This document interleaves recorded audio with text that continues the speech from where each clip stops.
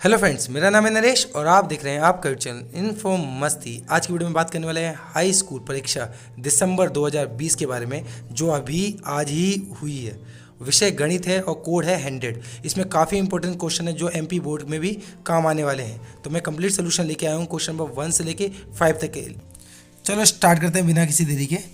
तो अभी आप यहाँ देख सकते हैं, यदि दो संख्याओं का गुणनफल इतना है तो एलसीएम इतना है, तो उसका एचसीएफ निकालो। सिंपली है एचसीएफ निकालने के लिए हम जितना भी आपका गुणनफल है उसको सिंपली एलसीएम से मल्टीप्लाई डिवाइड कर देते हैं तो आपका एचसीएफ आ जाता है। और सिमिलरली अगर एचसीएफ गिवन हो, मुझे एलसीएम निकालना, तो यही तरीका होता है, हम गुणनखंड को एचसीएफ से डिवाइड कर देंगे तो इसका आंसर 4 आ जाएगा।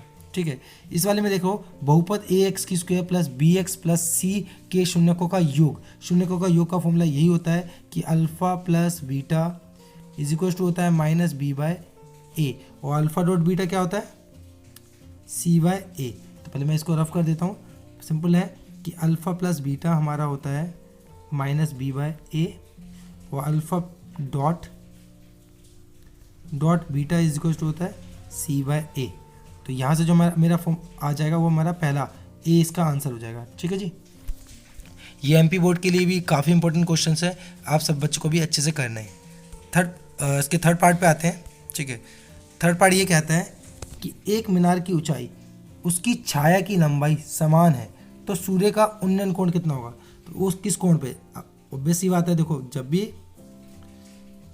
जो परछाई बनेगी ये कितने डिग्री का बनेगी, तब ये और ये आपका इक्वल हो जाएगा 45 डिग्री पे। कितने डिग्री पे, 45, क्योंकि tan 45 degree is equal to होता है 1। और हमारा जब लंब बट्टा आधार करेंगे, ठीक है, तो क्रॉस मल्टीप्लाई करके सिंपली आ जाएगा आपका perpendicular is equal to base आ जाएगा, P is equal to B आ जाएगा। ठीक है, सो इसका आंसर होगा 45। ठीक है जी, अब आते हैं शून्यक पे। ठीक है, हमें शून्यक निकालना है, हमें इसका शून्यक निकालना है। तो सिंपली एक्स की square minus 49 is equal to 0। So X की square is equal to 49। So X is equal to under root of 49 कितना 7 होता है, बट रूट में हम प्लस माइनस लगा देते हैं। ठीक है, रूट में प्लस माइनस दो आंसर आते हैं, प्लस और माइनस में, तो इसका आंसर ये हो जाएगा। और इसके हैंड रिटन नोट्स हैं मेरे पास, अभी इसके बाद में दिखाने वाला हूँ, आप यहाँ स्क्रीनशॉट लेते रहें इसका। 5 आ जाते हैं इसके अंदर। ठीक है, क्या लिखा है, निम्न में से किस वर्ग समीकरण के मूल वास्तविक नहीं है। ध्यान रखना, डी हमारा नॉट लेस देन 0 होगा।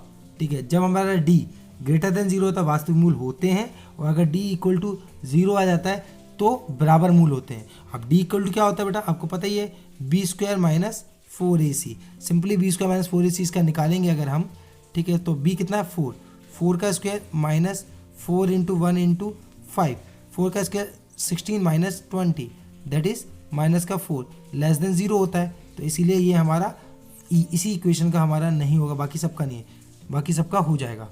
ठीक है, और ये बहुपद भी नहीं है, जो 1/x है ये बहुपद नहीं है, तो सिंपली इसका आंसर ये वाला हो जाएगा। ठीक है, ओके, क्वेश्चन नंबर 5 हो गया। अब क्वेश्चन नंबर 2 पे आ जाते हैं। उसको अच्छे से देख सकते हैं, सही विकल्प का स्क्रीनशॉट ले लो इसका, वो अपनी नोटबुक में नोट करते रहें। ठीक है, अब यहाँ देख सकते हो डी की वैल्यू माइनस का 4 है, इसलिए इसके वास्तविक मूल नहीं होंगे। ठीक है जी, अब देखते हैं आगे क्वेश्चन में, फिल इन द ब्लैंक से रिक्त स्थान भरने हमें। ठीक है, तो लिखा समीकरण A X plus B one Y plus C one equal to 0, AX2 plus BY2 plus C2 is equal to 0। तो अद्वितीय हल कब होगा, जब प्रतिच्छेदी रेखा होगी, जब रेखा आपस में काटेगी तब होगा। तो A1/A2 is not equal to B1/B2 होगा।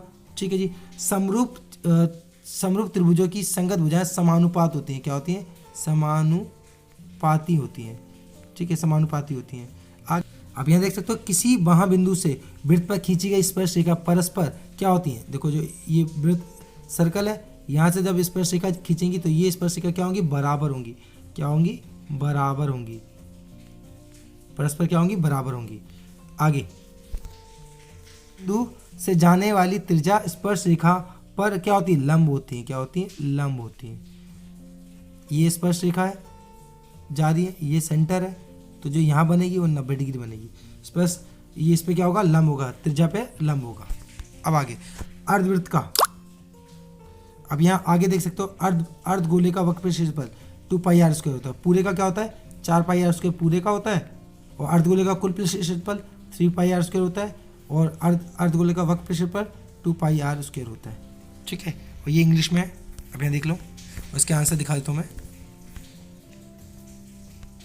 इसका स्क्रीनशॉट ले लो। अब मैंने समझा चुका हूँ मैं ये। ठीक है, अब आते हैं क्वेश्चन नंबर 3 पे। आपको सही और गलत बताना है, सत्य और असत्य। तो संचयी बारबरता वक्र को त्वरण कहते हैं। सिंपल, जो CF होता है, जो CF निकालते हैं उसी को हम त्वरण कहते हैं। जो हमारा कर्व बनता है ये नीचे से ऊपर से, उसी को हम त्वरण कहते हैं। वृत्तखंड के चाप की लंबाई का फॉर्मूला, ये गलत। ये क्या होता है, थीटा बटा 360 गुना 2 पाई आर, ये होता है। ठीक है, अब सर्वांगसम वृत्तों के क्षेत्रफल सदैव बराबर होता है। पहले तो वृत्त सर्वांगसम नहीं होते, ये होते हैं समरूप होते हैं। सभी वृत्त क्या होते हैं, समरूप होते हैं। क्या होते हैं, समरूप होते हैं। ठीक है, तो इसका आंसर क्रॉस हो जाएगा।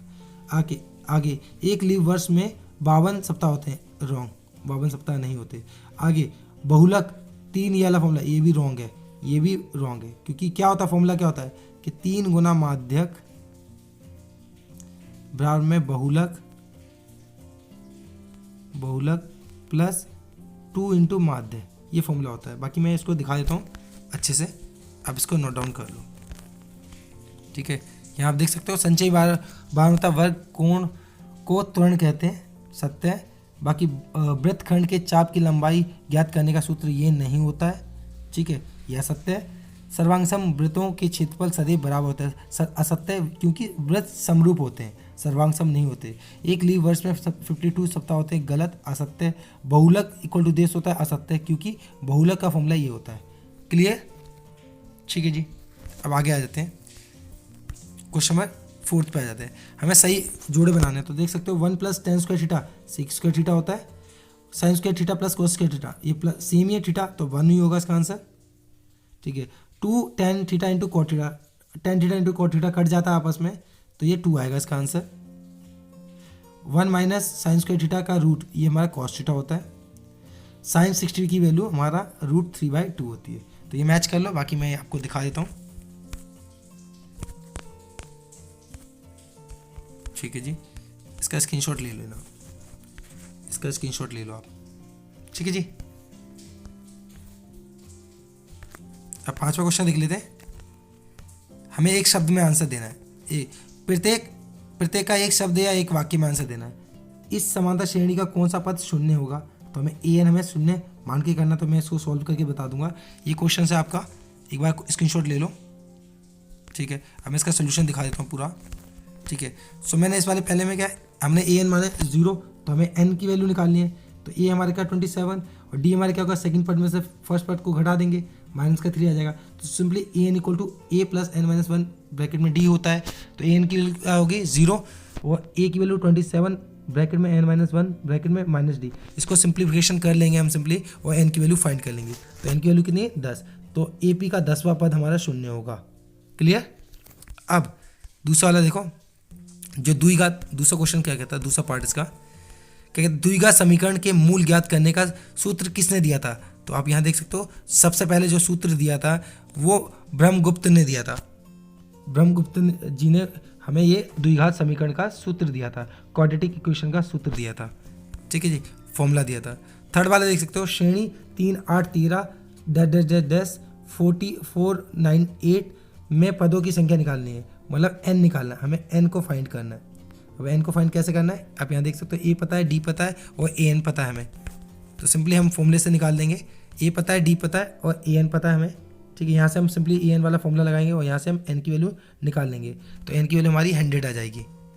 स्क्रीनशॉट ले लो आप। ठीक है, आगे देखते हैं। ये दोनों x भी नेगेटिव है, y भी नेगेटिव है। देखो यहाँ ऑल पॉजिटिव होते हैं, यहाँ हमारा x पॉजिटिव होता है, सॉरी x नेगेटिव होता है, 2 मिनट, x नेगेटिव होता है, y पॉजिटिव होता है। यहाँ दोनों ही नेगेटिव होते हैं, और यहाँ x पॉजिटिव होता है, y नेगेटिव होता है।